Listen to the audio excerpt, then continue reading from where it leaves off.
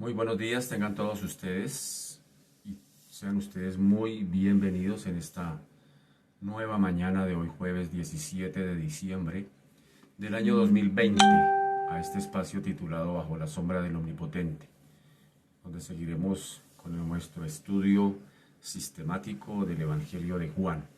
Así que quiero animarle para que en esta mañana, con toda la disposición, nos presentemos delante del Señor. Abre allí tu Biblia en el Evangelio de Juan, capítulo 8, y vamos a mirar el versículo 39 en adelante. Juan 8, 39 en adelante del Evangelio de Juan. Juan 8, 39 al 47 dice la bendita palabra del Señor.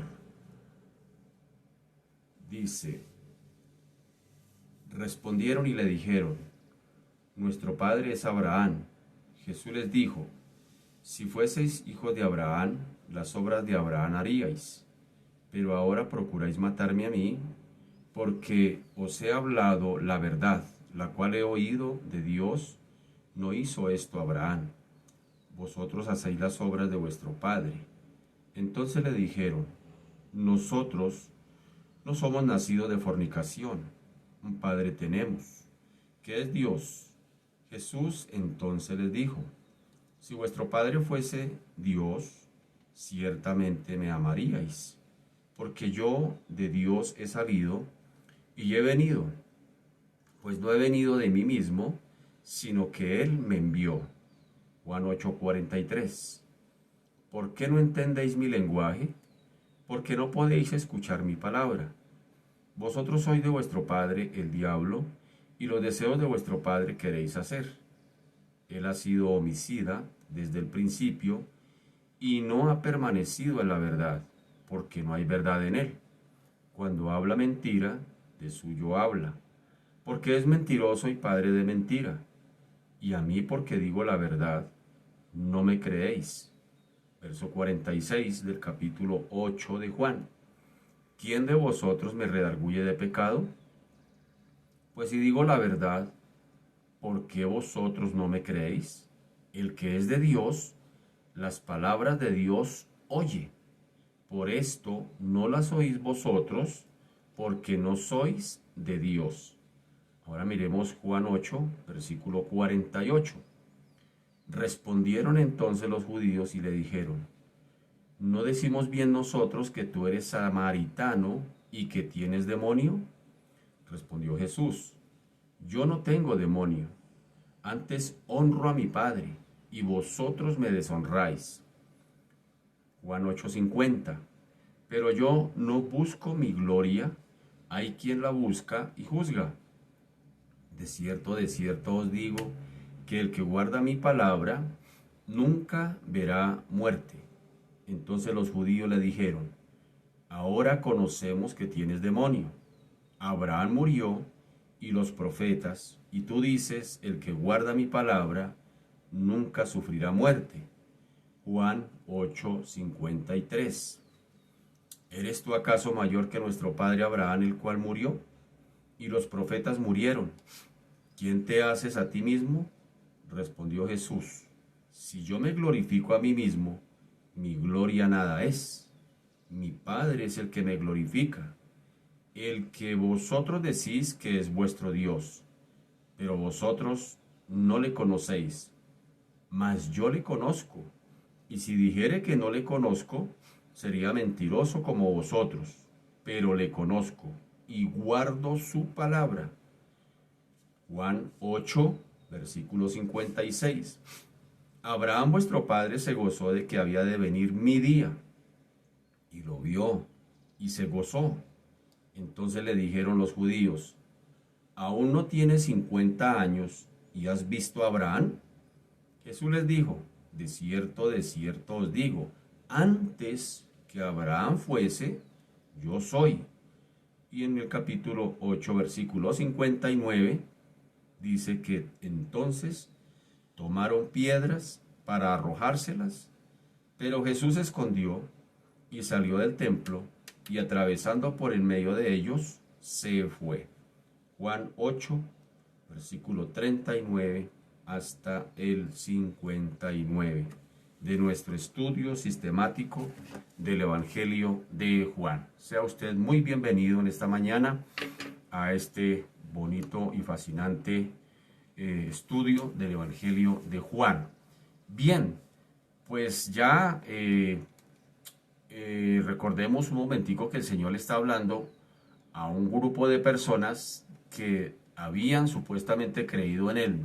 Venimos de alguna manera hilando todos estos acontecimientos a partir del versículo 30 del capítulo 8 de Juan, donde dice que al escuchar las palabras de Jesús, muchos creyeron en Él. Y sin embargo, en el versículo 31 dice Jesús a los que habían creído en Él, que si guardan y permanecen su palabra, serían verdaderamente sus discípulos. Y sencillamente pues empieza una gran controversia allí entre aquellos supuestos que habían creído en Él y Jesús, porque Jesús pues afortunadamente o desafortunadamente para ellos conoce a los hombres y sabe verdaderamente quién es de Dios. Así que empieza una controversia grande y que va creciendo inclusive en la medida en que van teniendo esta entrevista con Jesús. El odio va creciendo, la intención de matarlo va creciendo. Jesús no omite este juicio que se levanta contra él, sino sencillamente está abierto a que lo juzguen. Pero sin embargo, él mismo les dice, ustedes han hallado pecado en mí no han hallado pecado. Entonces, si yo les digo la verdad, ¿por qué me aborrecen? ¿Por qué no aceptan mi mensaje? ¿Y por qué sencillamente quieren matarme? Así que ustedes no son hijos de Abraham, porque Abraham no quiso matarme. Abraham al contrario, vio mi día y se gozó. Así que hay ciertas cosas aquí en esta entrevista que los líderes religiosos tienen con Jesús. Y al terminar el estudio anterior, es decir, antier, el día martes, veíamos que los judíos habían llegado a tal punto de endurecimiento espiritual que ya no eran capaces ni siquiera de escuchar la palabra de Jesús. Y recordemos un poquitico allá el versículo 43, donde dice, ¿por qué no entendéis mi lenguaje? Les pregunta el Señor. ¿Por qué no entendéis mi lenguaje? Porque no podéis escuchar mi palabra. Es decir, esa era la situación. Ellos se habían cerrado a la posibilidad de abrirse, valga la redundancia, a escuchar las palabras de Jesús. Qué tremendo eso cuando la gente se cierra a escuchar la palabra. Y volvemos a reafirmar esto. El problema, mi querido, no es del mensaje. El problema no es del mensajero. El problema es del oyente, que cierra voluntariamente sus oídos neciamente a escuchar la palabra de Dios. Y el Señor venía diciéndole al pueblo de Israel desde el tiempo de Moisés, si oyeres hoy su voz, no endurezcáis vuestro corazón. Así que en esta mañana es la invitación. Si hoy escuchamos que el Señor nos hable, no endurezcamos el corazón. No me mire a mí, mírelo, abra el corazón y deje que el Señor hable, que el Señor sea quien nos hable. Así que ese era el problema de los judíos. Se habían negado a la posibilidad de atender las palabras de Jesús y esto hacía que su odio creciera hacia Él y cada día se hicieran más necios y más sordos espiritualmente. Entonces mire cuál era el problema que había en ellos. Jesús sencillamente se hace una pregunta retórica, pero Él mismo se la contesta. En el versículo 43 les dice, ¿por qué no entendéis mi lenguaje? Y Él mismo contesta, porque no podéis escuchar mi palabra. Y en el versículo 47 les dice, el que es de Dios, las palabras de Dios oye, por esto no las oís vosotros. Ahora el Señor le amplió un poquito más el panorama, ahora el Señor les dio un poquito más de luz, le dice, por esto el que es de Dios, las palabras de Dios oye, y por esto no las oís vosotros, porque no sois de Dios. Tremendo, y se lo está diciendo, recordemos esto, a personas que en el versículo 30 habían creído en Él, supuestamente. Entonces, si notan que no solamente el hecho de decir yo creo en Dios, yo creo en Dios, yo creo en Dios, me hace cristiano o hijo de Dios. No, el Señor dijo, si permaneciereis en mis palabras, serán verdaderamente mis discípulos. pero estos no podían permanecer en las palabras porque mucho menos las podían escuchar.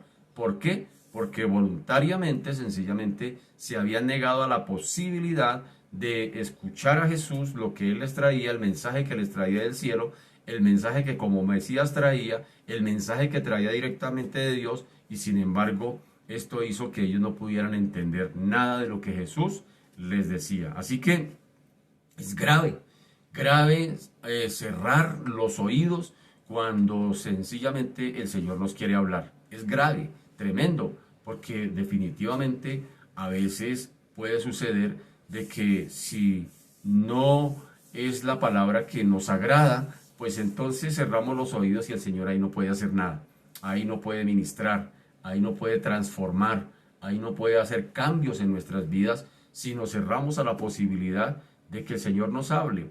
De hecho, cuando nosotros venimos a la Biblia, debemos de venir con toda la disposición de que el Señor hable, pero de que el Señor a veces inclusive nos exhorte, que nos ponga el dedo en la llaga a veces inclusive, porque a veces nosotros somos muy místicos en el tema de, Señor, háblame, háblame, Señor, háblame que tu siervo escucha.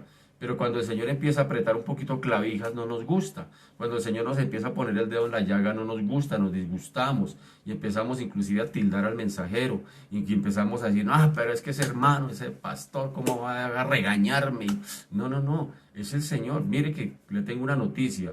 Antes de yo traer esta enseñanza a usted, ya el Señor tranquilo, ya me jaló las orejas a mí, ya me ministró a mí, ya me puso contra la pared a mí, ya me puso el dedo en la llaga a mí, ya me lo dijo a mí. Así que la palabra de Dios es una espada de dos filos. Primero nos habla a nosotros, a quienes enseñamos, y después le habla por medio de nosotros a quienes la quieran escuchar. El que tenga oídos para oír, que oiga, dijo el Señor. Así que grave el asunto de los judíos que se habían cerrado a la posibilidad de escuchar la palabra del Señor y por eso no podían entender su lenguaje, y el Señor les da una razón del por qué no podían entender el lenguaje. En el versículo 47 les dice, el que es de Dios, las palabras de Dios oye. Por esto no las oís vosotros, porque no soy de Dios. Qué tremendo regaño, qué tremenda exhortación. Ahora, cuando el Señor habla de esta manera, no les habla porque los odie, no les habla porque sencillamente los quiera hacer sentir como los hombres más culpables de la tierra. No, al contrario, en el anhelo del Señor y en el corazón del Señor ardía fervientemente el deseo de que estos benditos entendieran, de que reaccionaran, de que verdaderamente le creyeran a Él. Por eso en el mismo Evangelio de Juan encontramos la frase, otra vez Jesús les volvió a decir, otra vez Jesús les volvió a enseñar, de nuevo Jesús les enseñó. Es decir, era repetitivo, incisivo en la manera del Señor a hablarles acerca del reino de los cielos a todos estos judíos que voluntariamente cerraban su corazón cada vez más. Desafortunadamente, la intención de Jesús era salvarlos, por eso Él dijo, y mi Padre, me dijo, la intención es que de lo que el Padre me entregó no pierda yo nada, sino que lo resucite en el día postrero. Pero tienen que creer, pero estos judíos se negaban a creer. Es más, Jesús les dice, mi Padre no quiere la muerte del que muere, sino que todos procedan al arrepentimiento. Así que cuando el Señor nos habla fuerte, no es porque nos odie, no es porque nos tenga, no, sencillamente es porque nos ama precisamente y no quiere que nos perdamos. Por eso es que a veces el Señor nos tiene que hablar un poquito fuerte, porque nosotros somos necios, somos tercos, nosotros somos seres humanos recordemos que venimos de una naturaleza caída, donde esa naturaleza caída rechaza a Dios, una naturaleza caída que odia a Dios, una naturaleza caída que habla muy bien de Dios, por ejemplo en estos tiempos de diciembre, donde se habla del Salvador. Yo anoche estuve en un lugar donde caí de casualidad allí y me dio por mirar unas personas que cantaban algo así como esto de ven Señor Jesús, y decían, ven Señor Jesús, ven no tardes tanto. Y yo me ponía a ponerle cuidado a las personas que cantaban, ven Señor Jesús, ven no tardes tanto. Si Jesús ya vino hace 2020 años, el Señor no ha tardado, Él ya vino.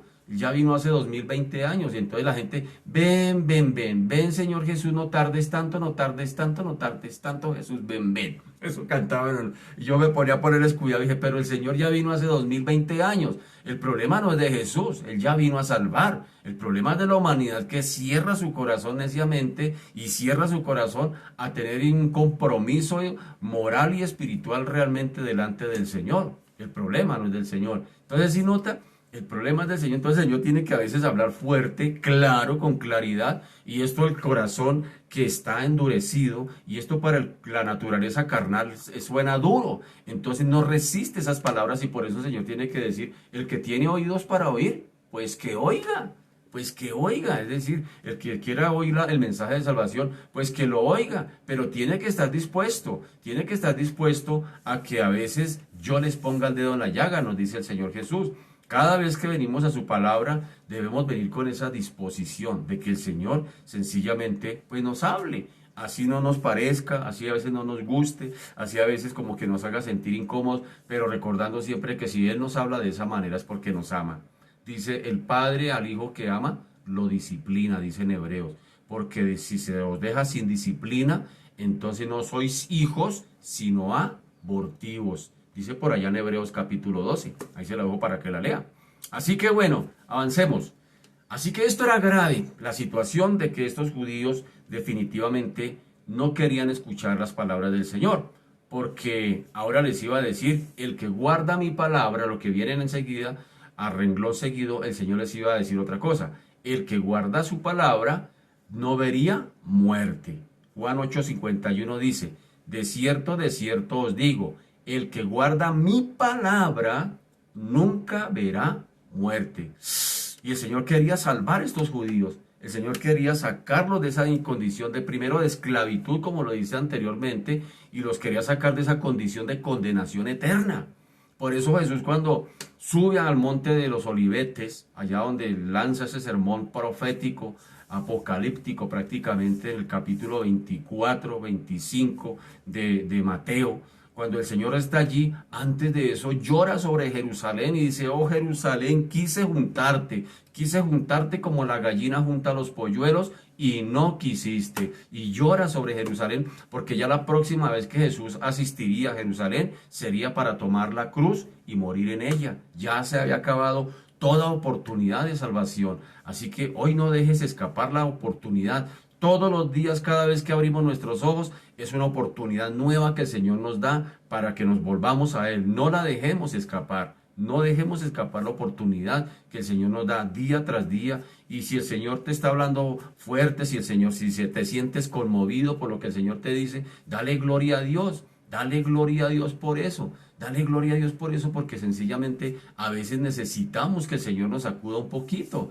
A veces necesitamos que el Señor como que nos oiga, despierte, despabile, mi hijo, porque lo veo como lento. Entonces a veces el Señor tiene que hablarnos fuerte. Así que, mi querido, avancemos en esta mañana donde el Señor les está diciendo a aquellos que se habían negado a la posibilidad de escuchar su lenguaje, que no lo entendían, no lo comprendían, sencillamente porque querían hacer las obras del diablo, porque el que no quiere oír el mensaje, como decíamos antier, el que no es con Dios, sencillamente es contra Él.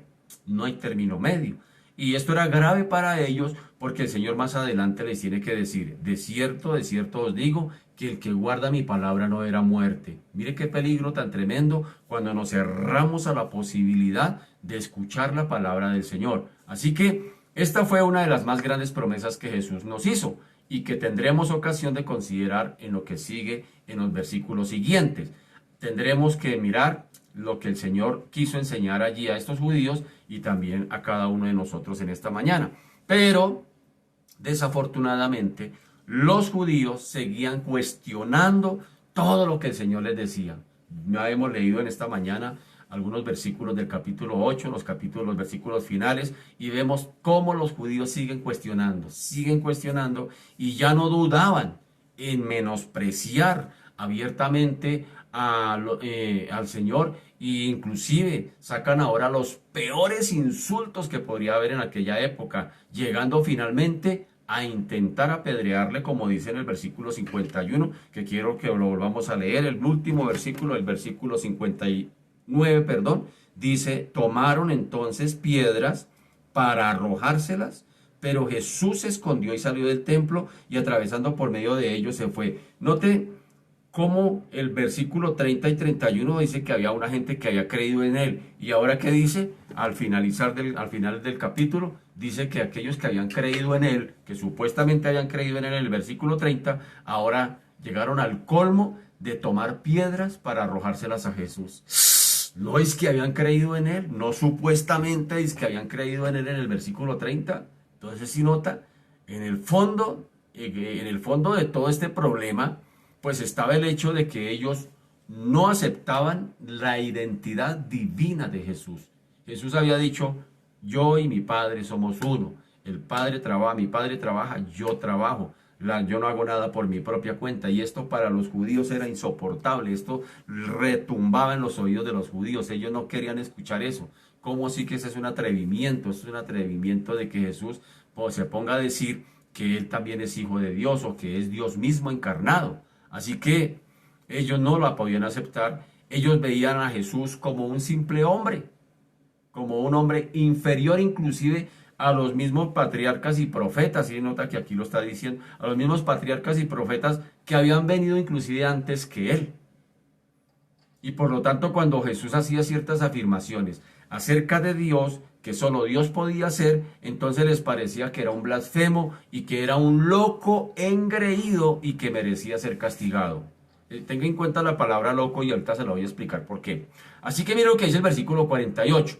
Dice, respondieron entonces los judíos y le dijeron, ¿no decimos bien nosotros que tú eres samaritano y tienes demonio?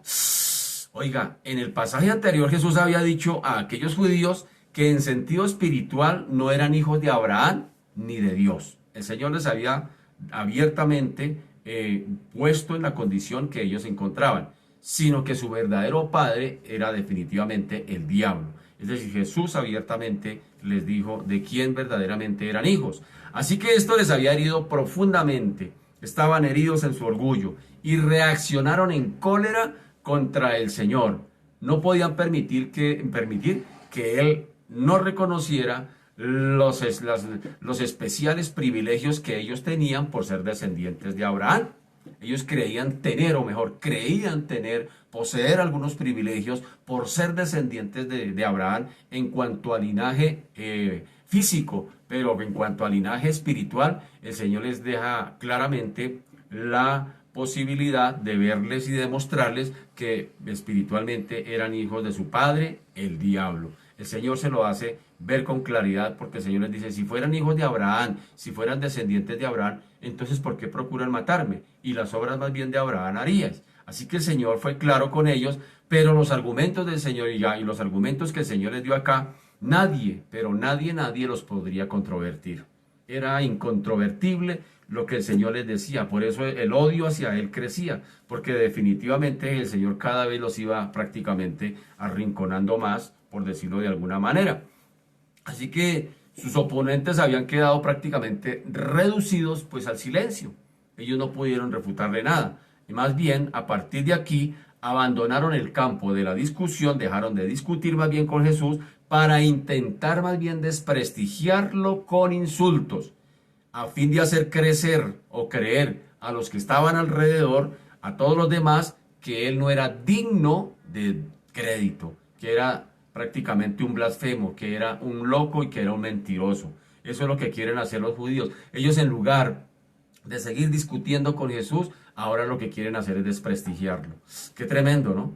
Cuando las personas no, por ejemplo, en este caso, cierran los oídos para escuchar la palabra del Señor, para escuchar la verdadera palabra del Señor, a veces inclusive cuando no prefieren abandonar el territorio de la discusión y más bien empiezan al desprestigio. Es que ese pastor, es que ese predicador, es que ese no sé qué, y empiezan es más bien a desprestigiar a la persona que predica. Ojo con eso, qué tremendo. Qué tremendo, estaban en un peligro tremendo. Ya no querían discutir más con Jesús porque sabían que Jesús se las ganaba todas, que no les daba posibilidad a que ellos pudieran tomar ventaja y a que ellos tuvieran la razón. Sencillamente ellos cada vez se daban cuenta con su silencio que estaban prácticamente entendiendo que Jesús les estaba hablando con verdad. Y más bien en lugar de seguir discutiendo con él, pues empezaron a meterse en otro terreno, en el terreno de los insultos, en el terreno del desprestigio hacia Jesús. ¿Para qué? Porque ellos no estaban solos allí, había mucha gente alrededor y tal vez estaban expectantes a ver en qué finalizaría la discusión entre los líderes religiosos y el mismo pueblo, y tal vez el pueblo estaba allí en medio a ver en qué terminaría todo esto, y ellos para desprestigiar a Jesús empezaron a insultarle, y de una manera tremenda. Así que, como siempre, vemos que aquí la ira y la difamación son señales seguras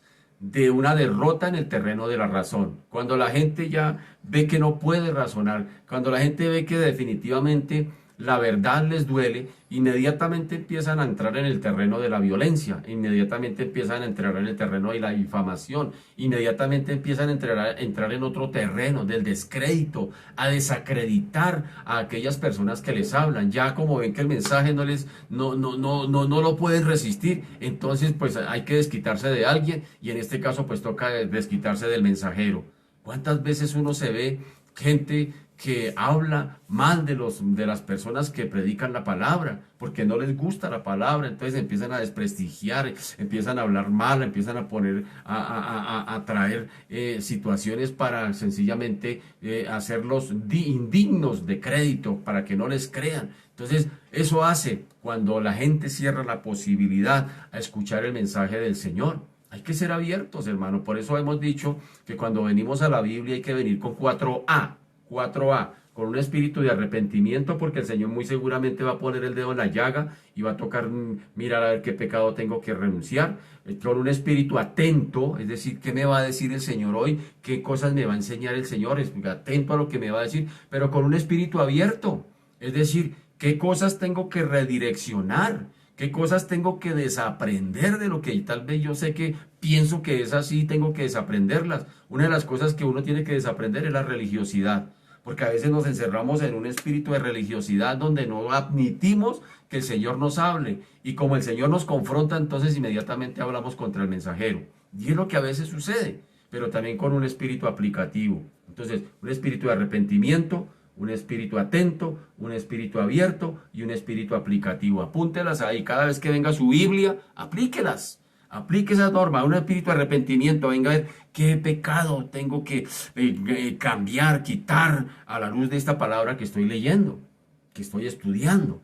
Un espíritu atento, ¿qué me va a decir el Señor? Un espíritu abierto, ¿qué tengo que redireccionar? ¿Qué tengo que desaprender para aprender lo que el Señor me quiere enseñar? Pero ante todo el espíritu aplicativo. Después de que ya tengo todas esas herramientas, las empiezo a aplicar a mi vida, a la cotidianidad. Avancemos, mis queridos, avancemos. Así que hubo dos insultos acá que profirieron contra el Señor Jesús, dos insultos graves. El primero que dijeron: no decimos bien nosotros que tú eres samaritano, ahí va el primero, que tú eres samaritano y que tienes demonio. Dos insultos graves que profirieron contra el Señor Jesús. Bien sabían ellos, por ejemplo, que Jesús no era samaritano. Ellos lo sabían muy bien. Ellos sabían que Jesús no venía de allá, que no era de Samaria, que no era samaritano. Pero era uno de los peores insultos que le podían hacer. Ya sabemos que los judíos y los samaritanos no se trataban entre sí.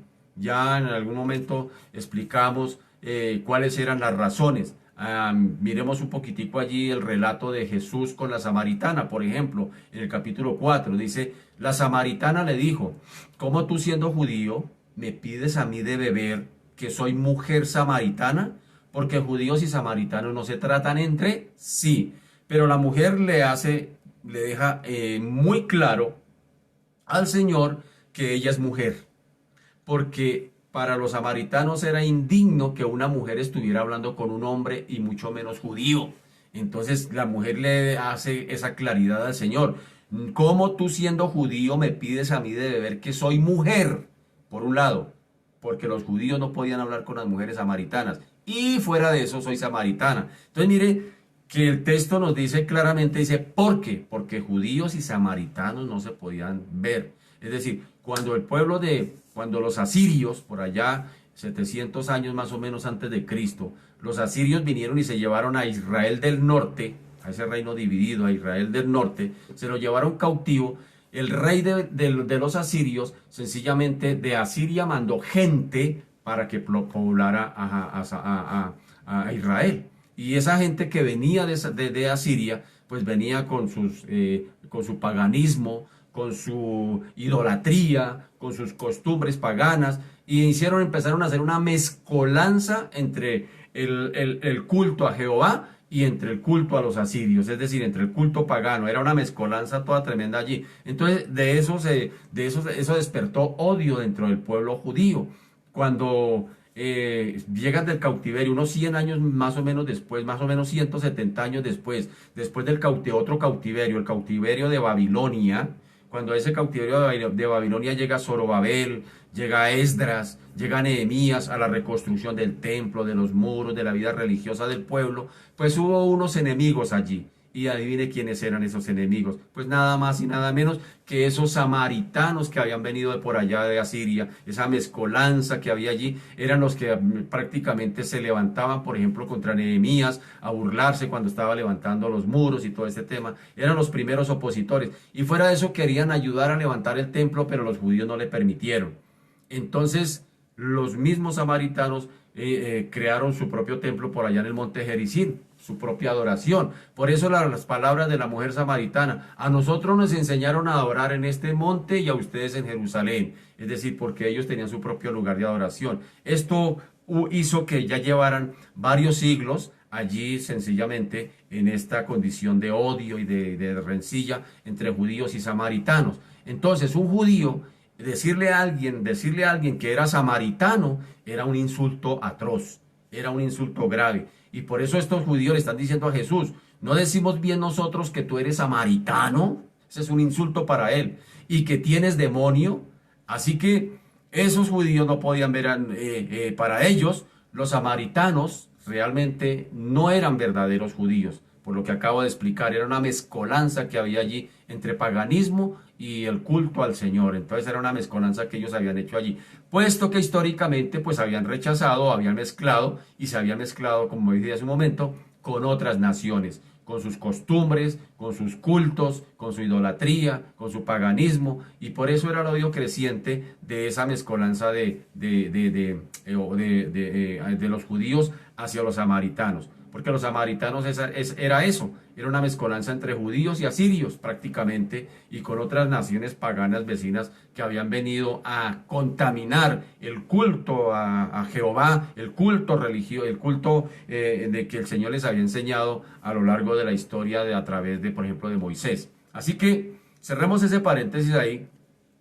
Y ellos, los judíos, también consideraban a los samaritanos como herejes, como apóstatas, porque rechazaban la mayor parte de las escrituras. Era otro problema de los samaritanos. Ellos rechazaban todas las escrituras del Antiguo Testamento. Lo único que ellos aceptaban era el Pentateuco, es decir, los primeros 5 libros de la Biblia, que son Génesis, Éxodo, Levítico, Números y Deuteronomio. Es lo que se conoce como la ley mosaica o la ley de Moisés. Esos 5 primeros libros, eso fue lo único que aceptaron los samaritanos. El resto del Antiguo Testamento, el resto de la Torá, prácticamente lo rechazaron.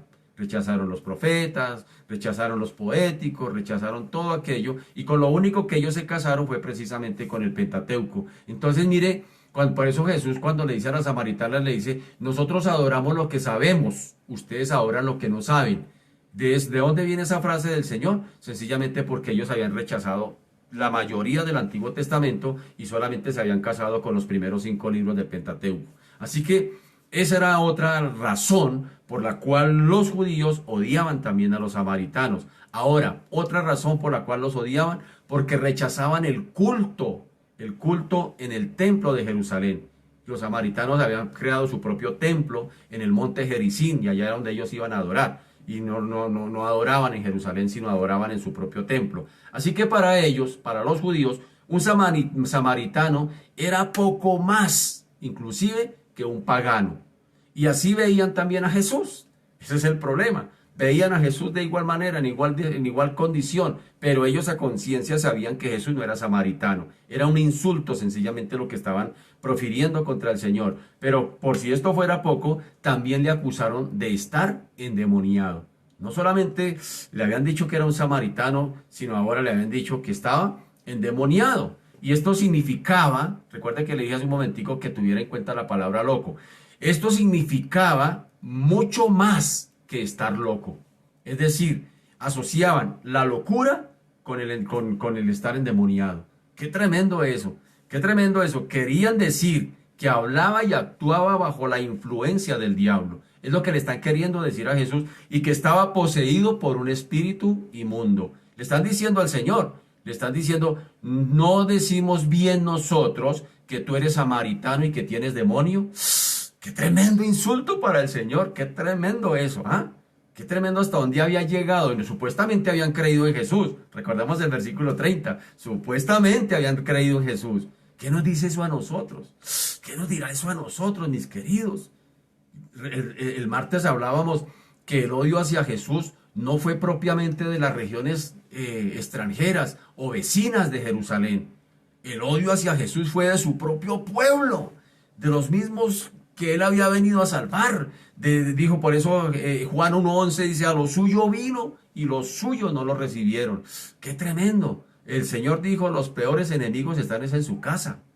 Alguna vez escuché un comentario como esto que alguien dijo, donde un cristiano lucha muy más fuerte es en su propia casa y en la iglesia. Así le escuché alguna vez a una persona que dijo eso y me llamó la atención. Dijo, un cristiano sufre más en su propia casa y en la iglesia. Es donde más tiene enemigos. ¡Qué tremendo eso!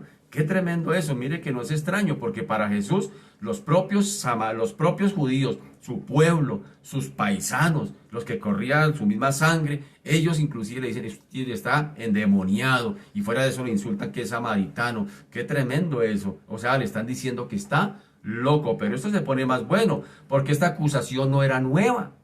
Esta acusación no era nueva. En los 4 evangelios vemos que ya habían atribuido anteriormente sus obras al príncipe de los demonios. Ya al Señor le habían dicho esas mismas palabras por allá en Marcos 3:22. Marcos 3:22 dice, pero los escribas que habían venido de Jerusalén decían que tenía a Belcebú y que por el príncipe de los demonios echaba fuera a los demonios. ¿Sí nota? Ya eso no era un lenguaje nuevo para el Señor.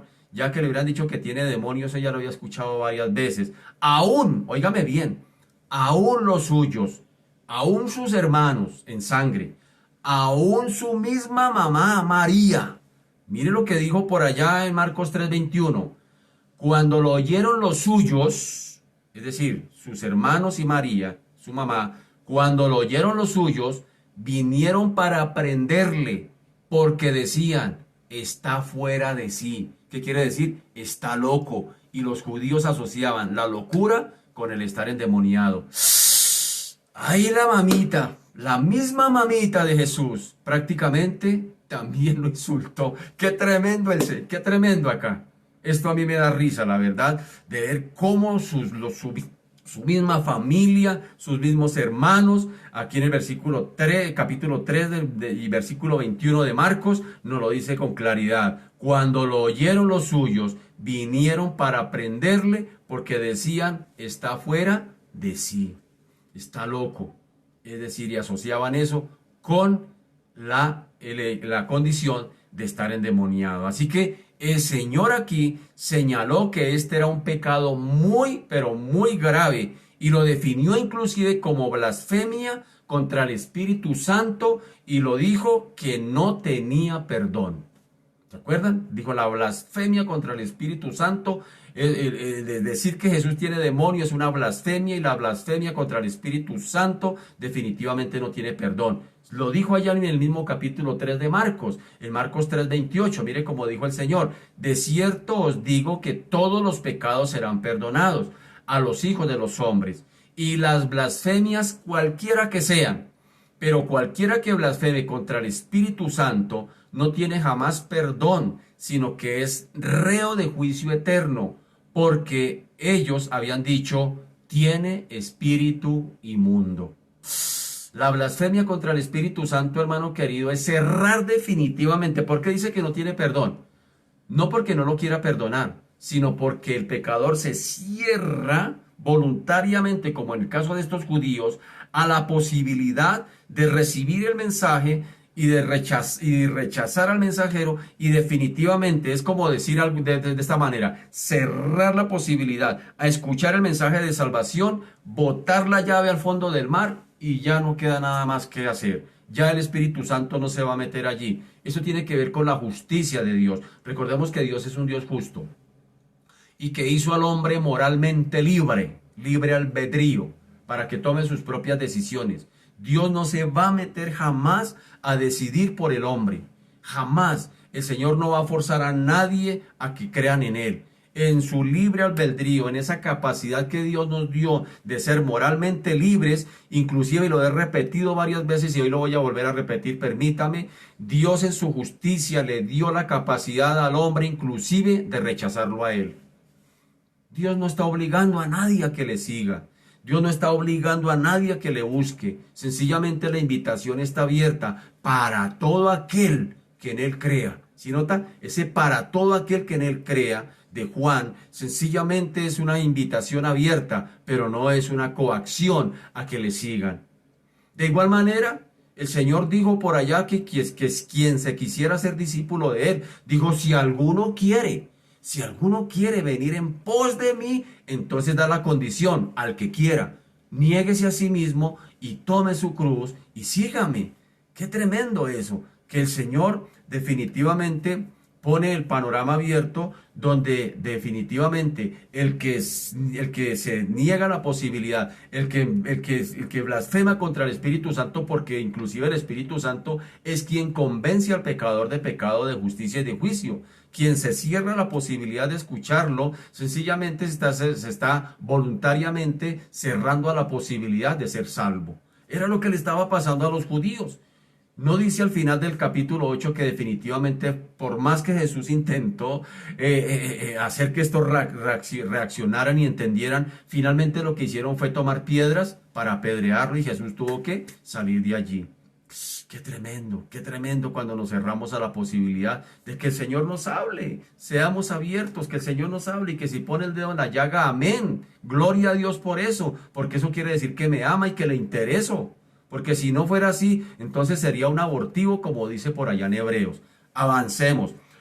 Los insultos y el menosprecio definitivamente son las armas predilectas del diablo. Óigame bien, los insultos y el menosprecio son armas predilectas del enemigo. Así que, como vemos, el Señor lo sufrió a lo largo de todo su ministerio. Y también el cristiano que quiera vivir piadosamente y justamente delante de Dios tendrá que estar dispuesto también a sufrir el mismo tipo de persecución que sufrió el Señor. ¿No dice por allá en 2 de Timoteo capítulo 3, en el versículo 12? Dice: y también todos los que quieren vivir piadosamente en Cristo Jesús padecerán persecución. ¿Sí nota? Entonces, hermanos queridos, no nos debe extrañar, no nos debe sorprender, ni mucho menos desanimar, sino que al contrario, eso nos debe asumir, más bien debemos asumir la persecución, la hostilidad que a veces viene hacia nosotros, sencillamente como siguiendo el ejemplo del Señor, del mismo Señor Jesús, donde el apóstol Pedro inclusive nos da un tipcito de cómo debemos ser seguidores de Cristo. ¿Qué es lo que significa ser un verdadero cristiano? Segunda de Pedro, o Pedro en su carta, en primera de Pedro capítulo 2, 21, Pedro nos da la invitación y nos dijo si verdaderamente somos seguidores de Jesús o no. ¿Cómo dijo Pedro? Dice: pues para esto fuisteis llamados. ¿Para qué? Para tener carro, casa, beca, lo raspa y gana, para yo lo quiero, lo pido en oración y lo obtengo. ¿Sí? ¿Para eso fui llamado? Pues se detiene.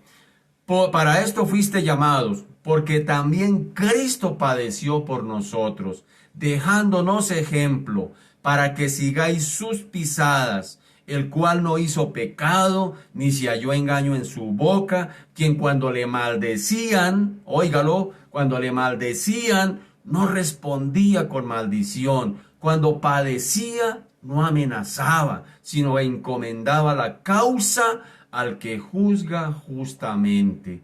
Yo quisiera que en esta mañana usted tomara este texto y lo escribiese y lo recordase todo el día, para que cuando te insulten, cuando te hostiguen, cuando hablen mal de ti, cuando te critiquen, cuando te murmuren, puedas aprender las pisadas del Señor Jesús. Que cuando le maldecían, dice, no se halló engaño en su boca. Cuando le maldecían, no respondía con maldición. Cuando padecía, no amenazaba, sino encomendaba la causa al que juzga justamente. Qué bonito que podamos aprender eso de Jesús. Eso es ser cristiano. Ser cristiano no es andar con una Biblia debajo del brazo como un desodorante. Ser cristiano no es decir, yo pertenezco a esta denominación fuera de la cual no hay salvación. Yo soy la cuarta persona de la Trinidad. No, ser cristiano no sabe verse todas las canciones cristianas. Ser cristiano es seguir las pisadas de Jesús. Y en este caso, si Él sufrió persecución, ¿quiénes somos nosotros para no sufrir menos? El mismo Señor dijo, el discípulo no puede ser mayor que su Señor. Y si en el árbol verde hacen todas estas cosas, ¿qué más podemos esperar nosotros?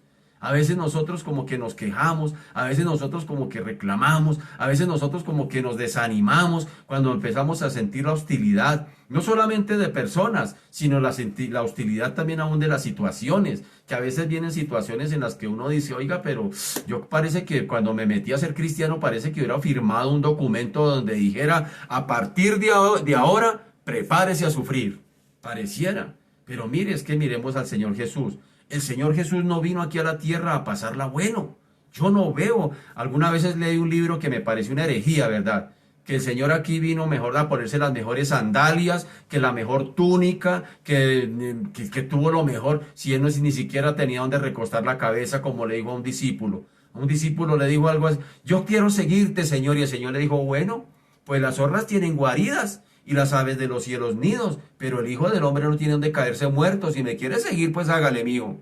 Eso es lo que nos da el Señor. A Pablo se le dijo también cuando se fue llamado al ministerio. Se le dijo a Pablo, a través de Ananías, el Señor le dijo a Ananías, le dijo acerca de Pablo, le dijo, Ananías, ve y ora por él, allá en esa casita que de un tal Judas, allá eso lo encuentran en Hechos capítulo 9, donde el Señor le da unas indicaciones a Ananías y le dice, ve y ora por él porque instrumento escogido me es este para llevar el evangelio a los gentiles y lo pondré ante reyes y ante poderosos, pero es necesario padecer por causa de mi nombre. ¿Cuál evangelio te vendieron, mi querido? Si te vendieron el evangelio de otro evangelio, mi querido, te tumbaron.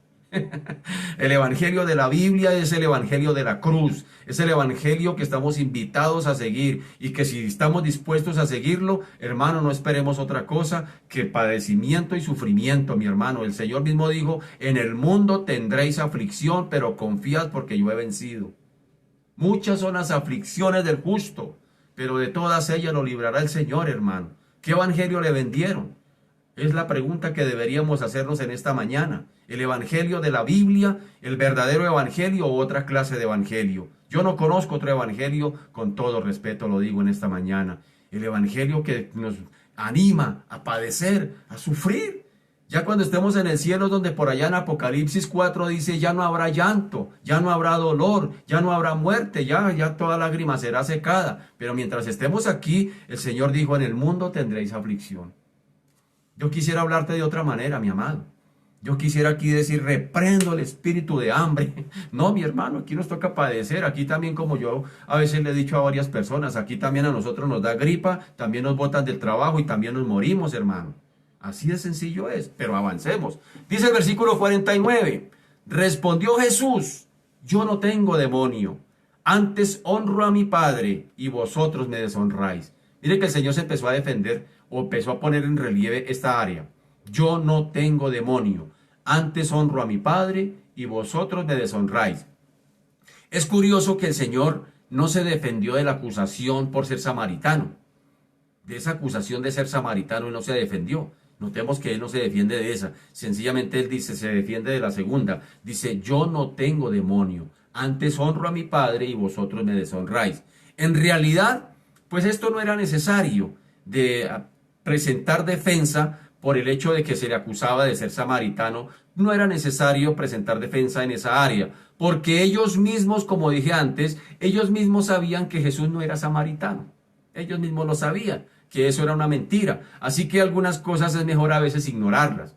A veces, hermano, cuando te digan una cosa y si tú sabes que no es verdad, pues calles, hermano, como hizo Jesús, ¿sí?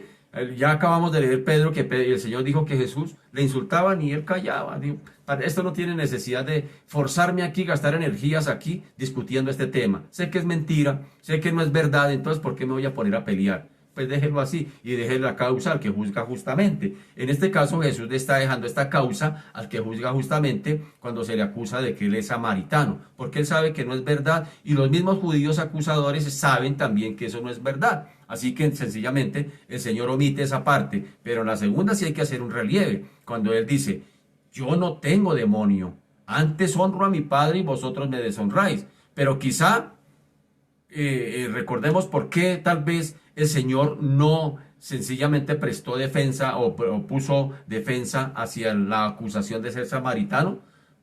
Por una razón, no era tan importante. Lo segundo fue también porque los samaritanos en algún momento lo habían acogido al Señor y algunos habían creído en él. Entonces recordemos por allá en Juan 4:40.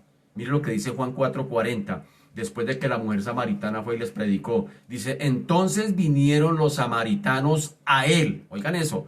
Entonces vinieron los samaritanos a él y le rogaron que se quedase con ellos. Y se quedó allí 2 días. Y creyeron muchos más por la palabra de él. Entonces esa podría ser una de las razones por las cuales el Señor no se puso a defenderse acerca del insulto de ser samaritano. Él había entendido y tal vez podríamos pensar que Jesús dijo, pero si los mismos samaritanos que no son judíos, estos que tanto odian aquí mis queridos judíos, ellos creyeron y tuvieron una fe sincera, tuvieron una fe limpia, a la contraria de estos que supuestamente habían creído en mí pero quieren apedrearme. Entonces el Señor vio que no había la necesidad de defenderse en esa área. En cualquier caso, con una incomprensible paciencia y misericordia, más bien el Señor negó el hecho de que estuviera endemoniado. Con toda paciencia, con toda misericordia, con toda compasión, el Señor les dice, no, yo no estoy endemoniado, yo no tengo demonio, antes honro a mi Padre y vosotros me deshonráis. El Señor negó ese hecho de estar endemoniado. Su argumento fue que si él estuviera gobernado por un espíritu inmundo, entonces no honraría al Padre. Ese es el argumento de Jesús. Jesús les está diciendo, si yo tuviera demonio, entonces yo no estaría honrando a mi Padre. ¿Por qué? Porque los demonios no honran a Dios. Es la manera como el Señor presenta su defensa. Los demonios son incapaces de honrar a Dios. Por eso el Señor les está diciendo, si yo tuviera demonio, entonces yo no honraría a mi Padre. Porque los demonios son incapaces, no pueden honrar a Dios. Un espíritu inmundo no puede honrar a Dios. Y Cristo honró al Padre como ningún ser humano lo ha hecho jamás en esta tierra. Entonces, esa era una de las razones por las cuales Cristo está poniendo defensa cuando se le acusa de estar endemoniado. Eran ellos, por eso el Señor les dice, ustedes no me quieren honrar. Eran ellos quienes deshonraban al Señor al insultar a su Hijo. Ellos sí estaban deshonrando al Padre al insultar a su Hijo y al querer matar a su Hijo. Mira lo que dice el versículo por allá en Juan 5:23. Dice, el que no honra al Hijo, no honra al Padre que le envió. Se lo estaba diciendo a ellos mismos. Mira lo que dice el versículo 50. Pero yo no busco mi gloria. Hay quien la busca y juzga. Cristo aquí era el verdadero mensajero del cielo. Y por lo tanto no buscaba su propia gloria. Él había venido de allá.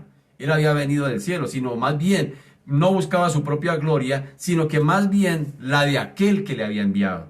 Eso es lo que venía a hacer el Señor. Y por eso, mientras duró su ministerio terrenal, veló su gloria divina por la encarnación. Es decir, aquí el Señor no vino a mostrarse. El Señor no vino a mostrar que era superior a los demás hombres. inclusive a sabiendas de que había venido de parte de Dios o que era Dios mismo encarnado. Dice Filipenses 2, dice, tomó la morfe en el griego, que es forma, naturaleza humana, dice, tomando la forma de siervo, se humilló hasta lo sumo, y estando en la condición humana, dice que se humilló hasta lo sumo y al colmo de ir a morir en la muerte y muerte de cruz. Qué tremendo eso. El Señor no vino aquí con ínfulas de decir, yo soy el Hijo de Dios, respéteme. No sabe con quién está hablando, no sabe quién soy yo. No, Él no dijo eso. Sencillamente, Él vino aquí, Él de alguna manera ocultó, por decirlo de alguna manera, su gloria divina. ¿Quién era Él? No supuestamente dice que se despojó, no supuestamente no, sino Filipenses 2 dice que se despojó. ¿De qué se despojó? Se despojó no de su gloria, sino se despojó de los derechos que su gloria ameritaba. Es decir, no vino a reclamar derechos. Él se despoja de todos los derechos que como Dios, creador del mundo, tiene. Y se humana, se hace un ser humano y se comporta en esta tierra como un ser humano cualquiera, como un ser humano normal, como un ser humano que padece, que sufre, que también le da hambre, le da sueño, que también le da sed, que también llora, que también se entristece. Viene a identificarse con la condición del ser humano caído por el pecado. Ese fue Jesús. Él no vino a darse ínfulas de gloria. Por eso él dice, pero yo no busco mi gloria. Si hay quien busca su propia gloria, hay quien la busca y juzga, les está diciendo el Señor acá. Así que solamente en una ocasión vimos cómo el Señor se transfiguró, cómo el Señor manifestó su gloria. Solamente en una ocasión nos dice la Biblia por allá en segunda de Pedro, capítulo 1, versículo 16, donde Pedro fue un testigo de esa transfiguración del Señor. ¿Se acuerda cuando Pedro dijo, ay Señor, hagamos 3 enramadas aquí, una para Moisés, otra para Elías y otra para que tú estés aquí, nos quedamos aquí, que esto está como bueno aquí, quedémonos aquí? Y el Señor le dijo, no, tranquilo. Y Pedro, después en una de sus cartas, testifica de lo que vio. Mira lo que dice segunda de Pedro, capítulo 1, versículo 16. Dice, porque no os hemos dado a conocer el poder y la venida de nuestro Señor Jesucristo siguiendo fábulas artificiosas, sino como habiendo visto con nuestros propios ojos su majestad, dice Pedro, pues cuando él recibió de Dios Padre honra y gloria, le fue enviada desde la magnífica gloria una voz que decía, este es mi Hijo amado, en el cual tengo complacencia. Y nosotros oímos esta voz enviada del cielo cuando estábamos con él en el monte santo. ¿Sí nota?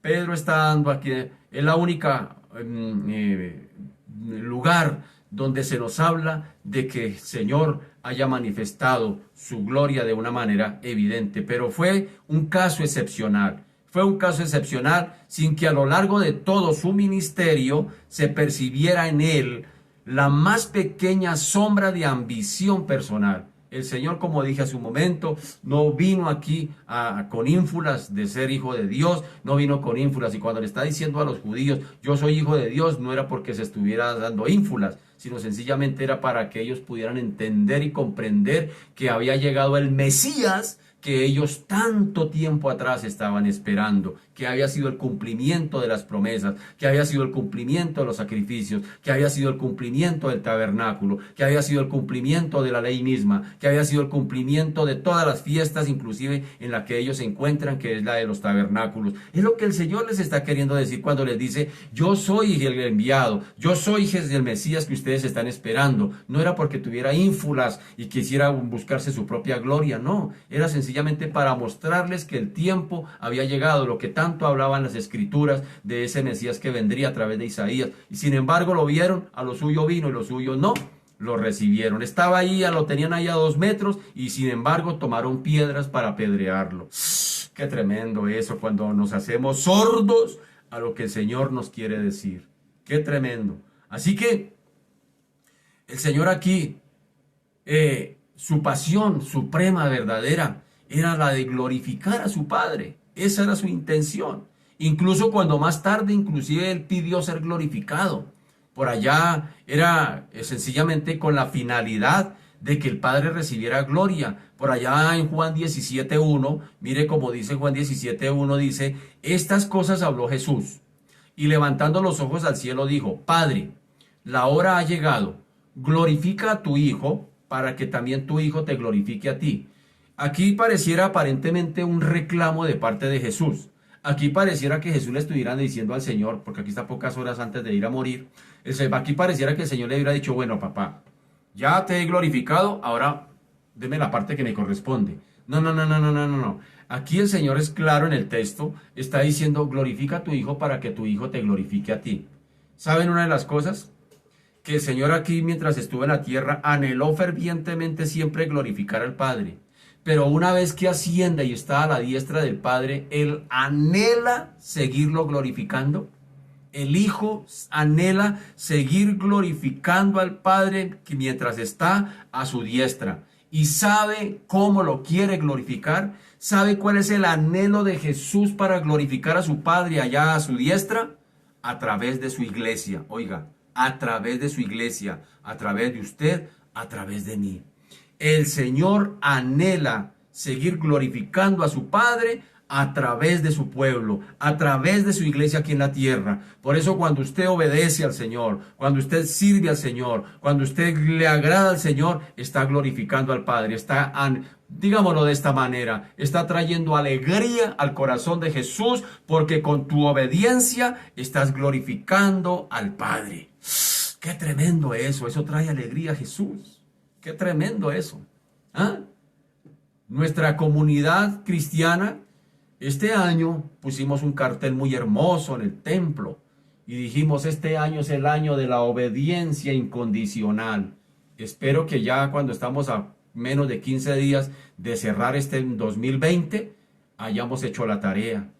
Espero que sí. Así que el pensamiento de Jesús seguía siendo el mismo, aún a la diestra del Padre, seguirlo glorificando. Mire lo que dice Juan 12, 27, 28. Dice, ahora está turbada mi alma. ¿Y qué diré? Padre, sálvame de esta hora. Mas para esto he llegado a esta hora. Padre, glorifica tu nombre. Entonces vino una voz del cielo y le dijo, lo he glorificado y lo glorificaré otra vez. ¡Qué tremendo! Ya lo dije, el Señor anhela seguir glorificando al Padre, pero desde la diestra, desde donde está a su diestra, lo anhela seguir glorificando, pero lo glorificará a través de su iglesia, de esa iglesia fiel y verdadera del Señor. Allí estaremos glorificando de nuevo al Padre. ¡Qué tremendo! Jesús no estaba buscando el halago aquí. Jesús no estaba buscando el halago, ni la adulación, ni el aplauso para sí mismo. De otro modo, su comportamiento y su mensaje, pues habrían sido completamente diferentes. Habían sido totalmente distintos. De otro modo, había evitado desagradarles a aquellos judíos con sus palabras y por supuesto no los habría denunciado, no les habría denunciado sus pecados. Si hubiera sido otra manera, la intención de Jesús de buscar su propia gloria, de buscar la gloria para sí mismo de los hombres, pues sencillamente les hubiera hablado de otra manera. ¿Qué nos dice eso a nosotros a veces? Que a veces omitimos el mensaje del evangelio puro, del evangelio sin mácula, sencillamente por buscar la gloria de los hombres. A veces a veces uno dice, no, yo no les hablo tan duro para que no se pongan bravos, para que no se ofendan los hermanos. Más bien, yo les hablo suave, les hablo otra cosa que ellos quieran oír. Eso es querer buscar gloria para sí mismo. Pero Jesús no vino a buscar gloria para sí mismo, porque si hubiera venido a buscar gloria para sí mismo, otro hubiera sido su mensaje. Otra hubiera sido su forma de hablarles, no les hubiera acusado de su pecado, no los hubiera confrontado, no les hubiera dicho, ustedes son hijos de vuestro padre el diablo y las obras de vuestro padre queréis hacer. Pero el Señor no estaba buscando el aplauso humano, sino el ser fiel a la voluntad de su Padre que lo había enviado. Que podamos aprender eso, mis queridos. Él sabía y había aceptado que el único camino a la gloria tendría que pasar por la cruz y el sufrimiento. Él lo sabía muy bien. No podría haber gloria sin cruz. Y a veces nosotros como cristianos queremos solamente, Señor, glorifícate, glorifícate, glorifícate. Pero no queremos pasar por la cruz. No queremos el sufrimiento. Queremos simplemente que el Señor se glorifique. Pero hermano, No puede haber gloria sin cruz. Jesús, para poder hablar estas palabras al Padre, glorifícame al lado tuyo como te he glorificado, lo estaba esperando la cruz allá. Ese era el próximo paso que Jesús tenía que dar, ir a tomar la cruz, sufrir en ella, morir en ella, para que el Padre fuera glorificado. Y para nosotros como pueblo de Dios, no es otra la invitación. Así que nosotros deberíamos recordar esto mismo, como lo dijo Pablo a los romanos en el capítulo 8, versículo 16, y se lo dijo a los que son hijos de Dios. Mire lo que dice: el Espíritu mismo da testimonio a nuestro espíritu de que somos hijos de Dios. Y si hijos, también herederos. Esto suena muy bonito. Herederos de Dios y coherederos con Cristo. Hasta aquí vamos bien. Hasta aquí vamos bien. Hasta aquí vamos bien. El Espíritu mismo da testimonio a nuestro espíritu de que somos hijos de Dios. Y si hijos, también herederos. Y tal vez estamos diciendo aleluya. Y si hijos, también herederos. Herederos de Dios y coherederos con Cristo. Pero hay una condición. Versículo 17 de Romanos 8 dice: si es que padecemos juntamente con Él, para que juntamente con Él seamos glorificados. ¿Sí nota? A veces nos emocionamos con las palabras del Señor.